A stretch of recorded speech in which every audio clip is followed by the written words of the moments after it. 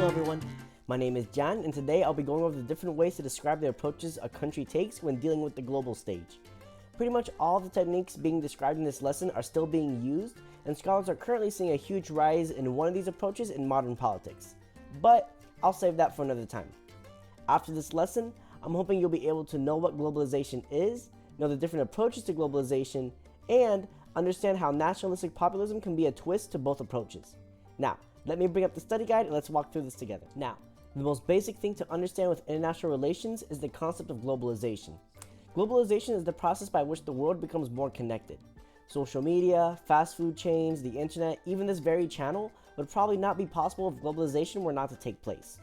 Economies become more tied to one another, governments that exist on opposite sides of the world work together regularly or fight regularly. In a more globalized world, everything seems closer to us than they did years ago. The first approach to globalization, which is nowhere near as common as it was prior to the 1960s, is isolation. This approach is the want to be removed from the connected world, wanting to be self-reliant, independent from the world system, and really only working with the countries that either matter to your security or your interests. The study guide gives a few real-life examples, but you can think of this as being the difference between an acquaintance and a friend. Friends you go out and hang out with on a Friday night, talk to, make plans, and help each other out. Acquaintances you'll see either only at work or only at school. Next, you have the countries that embrace globalization, and these countries are, unimaginatively, called globalized countries.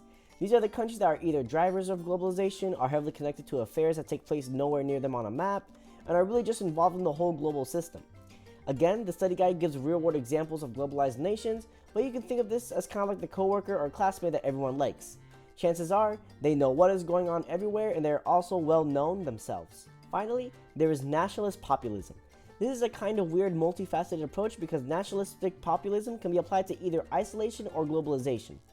Nationalist populism is where you tend to believe that your country is the best.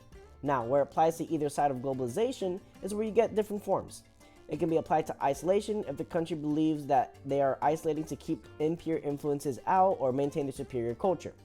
Or it can be applied to globalization when a country gets involved abroad in order to share their progress and greatness with other countries that they may consider backwards. Well everyone, that is it for this lesson. I hope now when listening to the news that are talking about different countries and how they fit into this interconnected world, it makes a little more sense. I'll have a study guide, a worksheet, activity, and answer sheet posted to my Patreon if you're interested and want the extra material to review. If you like the laid back approach or like another presentation of information, let me know in the comments below.